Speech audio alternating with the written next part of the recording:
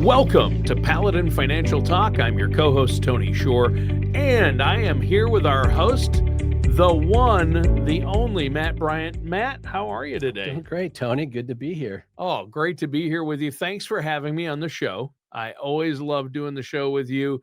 And don't tell Ellie or Nikki, but you're my favorite. Well, I think they know. They know. They know. I'm kidding. I know they'll watch this and then they'll give me a hard time. But we have a very interesting show today. I can't wait to get into it. First, how have you been? Good. Yeah. You're doing okay? Doing great. Doing Life's great. good. I love Family's your good. sweatshirt. Yes. So You got an It's a Wonderful It's a Life Wonderful sweatshirt Life, on. correct. For those that can't see it. Yep. which is what we're talking about today. So last year we started our holiday movies, pulling financial lessons out of them. I love that. I dressed as Cousin Eddie last From year, Christmas if you Vacation. remember. Oh, Yep. I remember. That's right. We all remember. Yeah. Their pictures. So today we're going to class it up a bit and we're going to go It's a Wonderful Life. That's a really great top movie. two favorite movies there, completely opposite ends of the spectrum, but yes, completely opposite. And I'll tell you what, the difference between you and Ellie, she recorded last week, I believe she did a movie, The Holiday. It's called The Holiday is the name of the movie. Yep. And the reason I had seen it is because Jack Black's in it. But it is a romantic comedy, and it's about empowering. It's a empower women kind of movie, right? And it's very good, by the way. It's a great movie. Financial lessons, not so much. She really had to. That was like wringing water getting water from a rock, basically. But she made it work. She came up with analogies. You picked a much easier movie, yes, for financial analogies, yes, because it's a financial theme to the movie. So, exactly. I mean, that's a no-brainer. I can't believe we didn't do this one last year. No, and I did Christmas Vacation last year. Didn't think there would be many lessons in that. But once I dug in, there's quite a few. So that was fun to actually dig into that. It's obviously a little more of a challenge probably than this one was. Yes, it's a wonderful, clearly it's based around banking and small town life, and there's tons of lessons to pull. So we'll talk through a few of them. Yeah, a few. We won't even probably hit on all the lessons from It's a Wonderful Life. Is just a movie about life lessons and financial lessons too. What's the quote on the bottom of your sweatshirt? Probably the most famous quote from the movie: "Every time a bell rings, an angel gets its wings." Yeah, there you go. Clarence gets its wings. His wings at the end of the movie. He does. That's awesome. I think I know I don't have the net worth of George Bailey. Maybe before Clarence shows up. But you got a good heart. I got a good heart. George Bailey's got a good heart. Yeah, George Bailey has a good heart. And he, all through high school, early adulthood, he was trying to get out of town. He was trying to leave. He's going to see the world. That theme comes up. Make something of himself. Correct. He's going to see the world. He was going to. Yep. Then his dad has a stroke. His dad ran the building a loan company. Bailey and Sons building a loan company. His dad has a stroke, and so he steps in to take over. Takes over the savings and loan company. The saving loan company. Yeah. Reluctantly. So it's not what he wanted to do. But as we see throughout the movie, it's a good thing that it was him that actually did it. Yes. So yes, it is a good thing that it was him. So I think that's great. It's funny. Mr. Potter had less money and more hair gel. Than he's Bailey. Yeah. He's definitely the villain throughout. Yeah. So he runs the bank in town, and we'll see throughout he is the antagonist, trying to do a lot of corrupt things to keep the people in town under his thumb. And he's the wealthy one in the picture. So they're definitely a theme where George is there to be the one that tries to get people a hand up, get them to be homeowners, whereas Mr. Potter is intent on being a slumlord and making sure the townspeople have no one to go to but him for money, which gives him all the power. Yeah, I'd rather, you're focusing on the important things. I'd like to talk about Uncle Billy. living proof you should never mix heavy drinking with Yeah. deposit slips, Yeah, right? we'll talk about it later, but he goes to deposit $8,000, which is the equivalent of about $180,000 today. Yeah, Just walking down the street with it, misplaces it. So that causes all kinds of problems. And yeah, Uncle wow. Billy had some problems. Yeah, Uncle Billy had a drinking problem, I think. So where do you want to begin? Let's start with the Bailey Building alone. So this Okay. is the business that George inherits from his father. Mhm. Their whole mantra, and Mr. Potter calls it out, and George agrees with it, that his dad was not really a good businessman. He was a good person, though. So what they're trying to do is help working families. So they try to give mortgages and be flexible with the mortgages so that people can build their own home and Yep. start building their own wealth. So being fair as far as that goes, being flexible, and being a small town is where it's set. Mr. Potter owns the other bank in town, and if Bailey Building alone isn't there, then there's no competition, which we know leads to a monopoly, Right. which then Mr. Potter can do whatever he wants. Which we know what Mr. Potter would do. It would not be what's in the best interest of the Correct. people, and he would take advantage. And we saw that when George says he wished he was never born. And then they show what Bedford Falls looked like without him ever existing. And it's a sleazy town. And that's essentially what Mr. Potter would turn it into, because it's all about money to him. Yeah. Yeah. And so, yeah, Potter plays Monopoly like he plays life. He buys everything and never smiles. Yes. Right? It's just ruthless.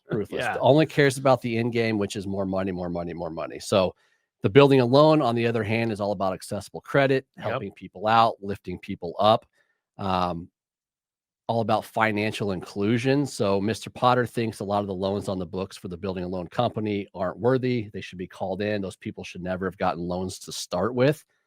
That's not what the Baileys think. The Baileys think this is a chance to help people out, help them start to build a life that's better than just renting from a Mr. Potter type villain their whole lives. Yeah.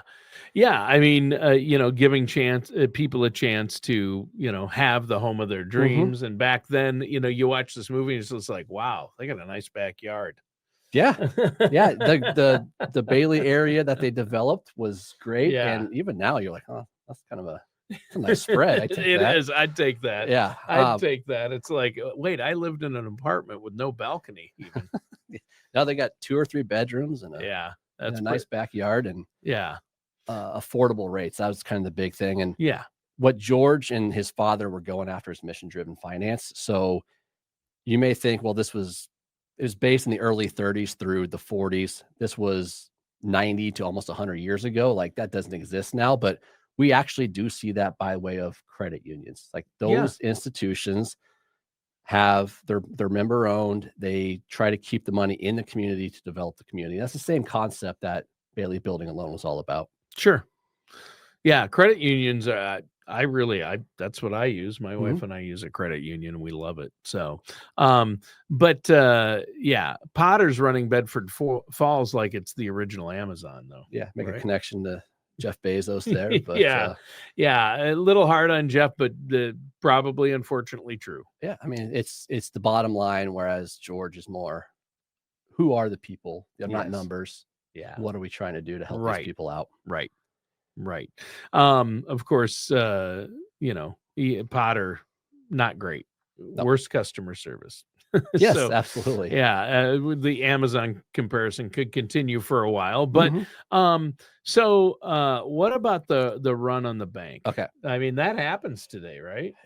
So when I was researching this, bank runs were actually very common pre-FDIC. So the FDIC insures your deposits now. FDIC was created in 1933.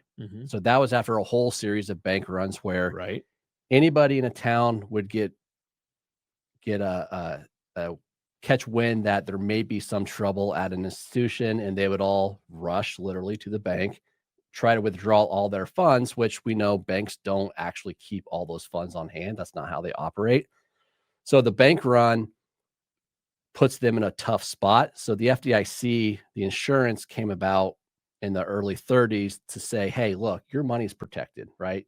Let's calm down. Let's not have a run on the bank because we don't want these banks to be failing, especially if they're small member-owned institutions. Sure. So it opens with that.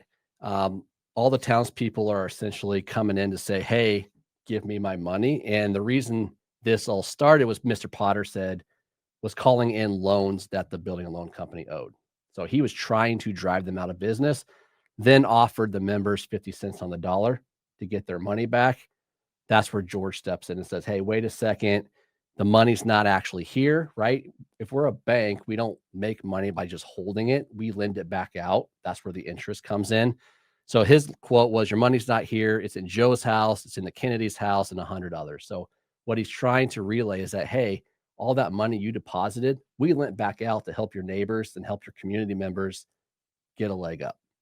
So the money's not actually here. What he winds up doing is taking his honeymoon money. Money. He was about to be sipping umbrella drinks, and instead he's bailing out, using that money to bail out of making emergency loans to half the town. Yeah, him and his wife were in the car. They saw the run happening. They go in. He's trying to talk him down, and then his wife says, "Hey," and she waves the cash like, "We can help you over." The whole goal was to make it to 6 o'clock when they shut the doors. Yep. And then make it for the next week until more deposits from all those mortgages started coming in. Yep. So I did look up $2,000 was their honeymoon money for 1932. Yep. Any guess on what that would be worth today? $2,000 in the 30s? In the early 30s. 200,000? Close. 45,000. 45,000. That's a heck of a honeymoon. That's still a lot. They were going on quite the honeymoon. He had New York and then somewhere in the Caribbean. But they took that money. He lent it. He said, "Hey, look, you don't need $300. Can you get by for the next week on $20?" The whole idea was to try to keep the run from wiping them out completely. Sure. And ultimately it was successful. So the idea, though, the message to take from there, whether it's just financial institution or just your own personal life, is have emergency savings. Like, don't get into a situation. Have an emergency fund. Yeah. Don't get into a situation where something bad happens, you flip out, you panic, and all of a sudden you make a bad situation even worse. Yeah. So we talk about that with clients all the time is, what do you have on hand, and cash and easily accessible assets that if the worst did happen, you don't have to completely derail your financial plan. So that's one of the biggest lessons here. Have an emergency savings. Mm-hmm. So you don't have to panic. And now, you're insured at the bank. You can have an emergency savings. If you're working with Paladin Financial, you probably have money elsewhere, right? I think that's good. What's another important lesson we can learn from this? Liquidity matters. So not having all your assets tied up into things that you cannot quickly get at. So yes, maybe you have a ton of real estate. Looks great on the balance sheet, all these assets, but it's not something that you can quickly turn into cash. And if you do try to quickly turn it into cash, it usually means you're taking a financial hit to do so. Yeah. Depends how you're invested as well. If you're not planning properly and some emergency or health event comes up, you don't want to be tapping into the money that's earmarked for 10, 15 years down the road necessarily. Oh yeah, no. You want to have a plan where we know where our funds are coming from for the next few years. When you work with Paladin, we have short, medium, long-term buckets so that we can fund your day-to-day expenses, but we also know if something did happen, where are we pulling from so that the whole plan doesn't come undone. Yeah, that's huge. So keep an emergency savings. And another big one, you alluded to this, is don't panic. Don't panic. Because that leads to bad decisions, as you said, costly mistakes. Mm-hmm. And then liquidity matters. So I think those are really important things from the movie. I mean, and the bank and the loan company are two different things, right? Correct. So Potter's Bank is more of a day-to-day traditional, I put my money in, I expect to take it out to pay bills right away. The building a loan company is, yes, you can have cash reserves here, but we're here to lend money in the way like mortgages, help you build things, providing long-term loans. So they don't have the same necessarily cash on hand or liquidity, which is why this run happens to them. The idea is, hey, what can we do to tide you over until we start getting more funds in from all those mortgage payments? So two different types of institutions. Potter's goal is to drive them out of business, to just take over the town. Right. Yeah. He's the bad guy, or the Jeff Bezos of the story. We've already made that comparison for better or worse. But we learned that the maximum amount of money required to change a man's entire life, $2. $2. That's what's left of the honeymoon fund after the run on the bank. When he tries to pay out all those people, they got $2 left over, and they're celebrating, and they made it through the end of the day, which means they're going to make it for another week. Yeah. So, and they can stay open. So that was the first real intense part of the Of course, movie. inflation's hit hard since then, as you pointed out earlier. 2,000 became 45,000. Yeah. I got carried away with the 200,000, but That's good. yes, I mean, $2,000. I have no idea. I knew it was a lot, but 2,000 to 45,000. Yeah. That's some pretty good inflation numbers right there. That's and pretty hefty. And no one we work with today is probably going to be around in 90 years to worry about that level of inflation, but it is certainly something we want to be mindful of when we build a plan. Hey, for sure. Yeah. You can't just sit your cash in the bank. Yeah. We need to do things to make sure your purchasing power keeps up. Okay. So let's talk about the villain really quick in this movie, Mr. Potter. Mm-hmm. He would buy a public utility and then triple the price for, quote unquote, he calls it efficiency. Well, it's efficient for him. Yeah. Right. And that's monopoly. Yeah. That's monopolistic risk. And that's what he's trying to do by owning both banks in town, or at least making the other one go bankrupt. Is sure. Who do these town people go to for banking if he's the only one in town? Well, they go to him. He's not going to be very flexible on the mortgages. Nope. His goal is to foreclose on them, take possession of the properties, turn them into rentals, and then be a slumlord. And then the townspeople are all paying rent to him. He's got all the control. No one owns anything really in town except for him. And that's the trouble with monopolies. Now we see it today. Anytime two mega companies try to merge, they go through a pretty strict process. Oh, yeah. To see if they're going to be a monopoly. And we see a lot of times where they get denied, or certain parts of the company have to spin off. And when we have seen one company take too much control, it's happened somewhat in the media world. I have a radio background, and it ruins. Monopolies ruin things. Yeah. Yeah. I mean, they're so bad. I'm all for free, I'm for the free market, that. And I think that's important. But especially for the United States and our economy. But when you consolidate too much power, it usually ends up the quality gets ruined, and the integrity of whatever it is they're doing is lowered a lot. Yeah. Consumers are the ones that get hurt. There's no competition. So the prices will go up. They control the prices, and then the quality to your point. Yeah. In a free capitalistic environment and economy like we have, which I am totally for and agree with, you need competition. Yeah. And it's usually healthy. Now, but Mr. Potter, talking about him, something he also did in the movie, he stole $8,000 from Uncle Billy, which I think if you did that today, it'd probably get you a Netflix documentary That's right. series. You'd be there eventually. So Billy misplaced it, and Mr. Potter chose to keep it, and hopefully to him, it was an opportunity to drive them out of business. Because $8,000 is $180,000 today. Yes. So this was a significant portion of their deposits. That's the amount. And then on top of that, it's Christmas Eve. The bank examiners and the Potters are in the building and loan company to examine the books, and they're missing $8,000, $180,000 equivalent. That's a big deal. So Mr. Potter keeps it, likes to see them scrambling, watches them out in the street looking for the money, like what happened to it. He's the reason we have things like FDIC insurance. Yes. We have audits, heavily regulated industry. Yeah. And the rule, never give Uncle Billy anything that's important.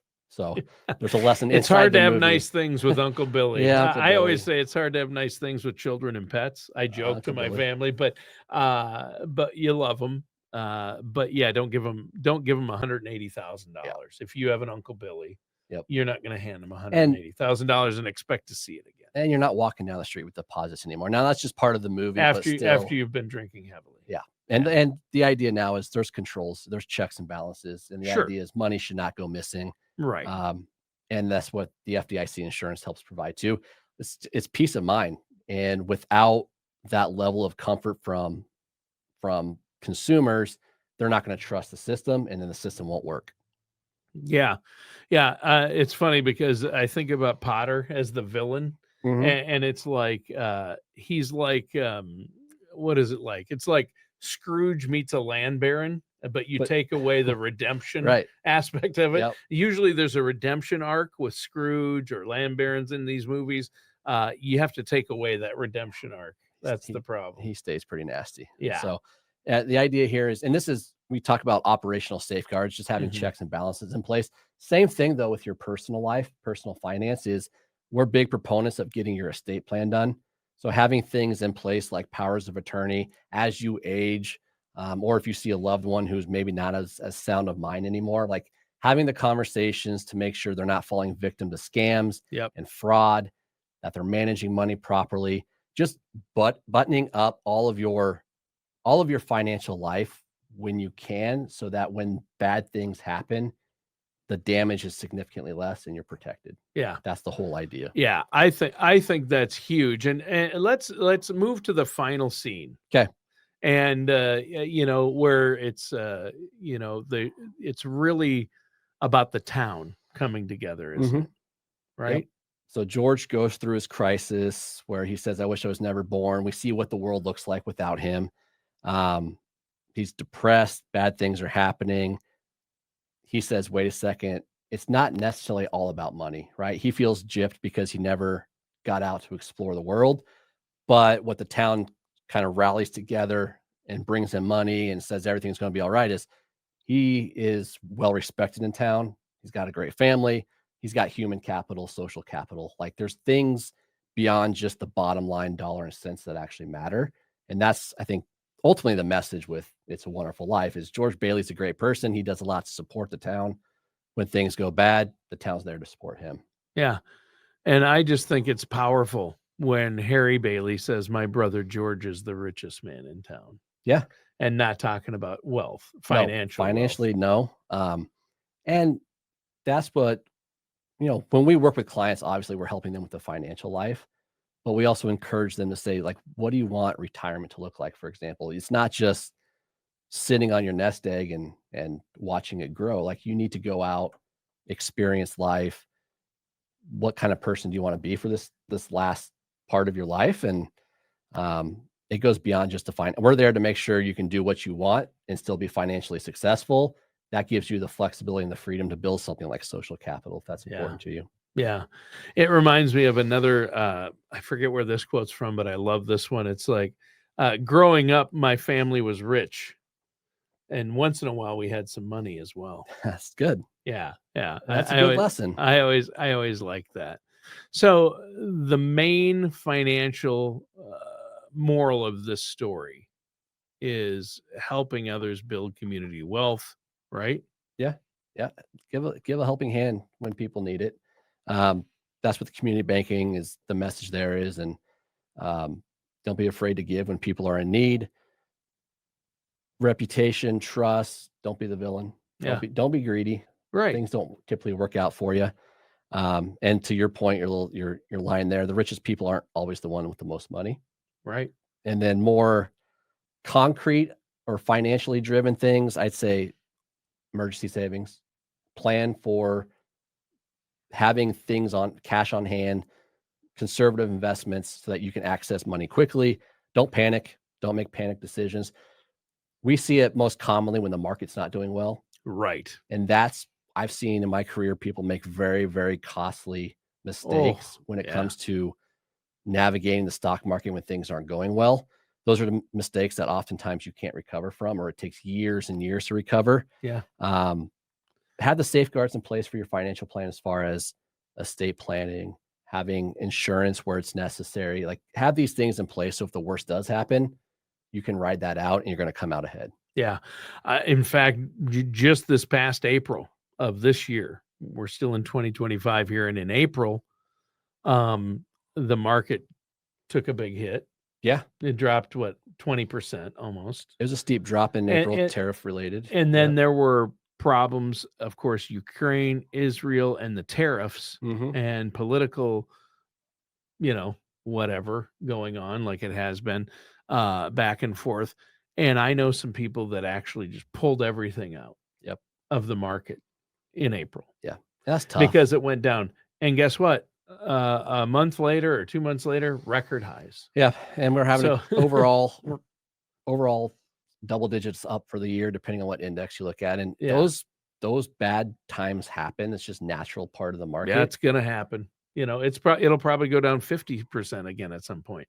But you don't necessarily have to look at your time horizon, and that's why if you're in retirement, maybe you don't have everything there. Like you said, you have an emergency fund to pull from, you have other sources, and you don't necessarily get out, make an emotional decision and move to cash either. Yeah, that's why you work with an advisor. Like, we're very diligent about how we build a plan in accordance with your risk profile, in accordance with how much income you need and when. Yeah. And then we're a sounding board. If you're concerned about something, talk to us. We're here. We've been through all kinds of market cycles. Yeah. We're here to make sure you don't do damage to yourself and hopefully keep you on the right path. And so that your plan, which is a long-term plan, keeps working. Yeah. And be a George Bailey. Don't be a Potter. Don't be Mr. Potter. Don't be Mr. Potter. Yeah. Don't be Mr. Potter. It's the holiday season. Be thankful for what you have. Yes. Be generous. Pay it forward. Yeah. I think it's great. Yeah. There's so many lessons. There are. I mean, we could have going. We could have kept going, but you should watch the movie. I think it's one of those you should watch every year, along with Christmas Vacation. Yes. And then you get the seriousness, you get the drama, and you get the comedy. That's right. It all works out. You can watch last year's podcast to learn the lessons from Christmas Vacation. You picked my two favorite Christmas movies. There we go. I'll tell you that. I don't know what I'm going to do next year, but have we done Scrooged with Bill Murray? No. No one has. That's a really good one. Let's save that one for next year, maybe. Yeah, put it on the list. All right, and that does it for today's episode of, wait, let's give out that phone number and web address one time before we go, in case somebody has questions or wants to get that plan in place. PaladinFinancial.com. That's the website. Yeah. 651-842-8406 is the number. Give us a shout. We're happy to talk with you and go through all things personal finance with you. Awesome. Matt, great Tony, show. thank you. Yeah. And that does it for today's episode of Paladin Financial Talk with our host, Matt Bryant.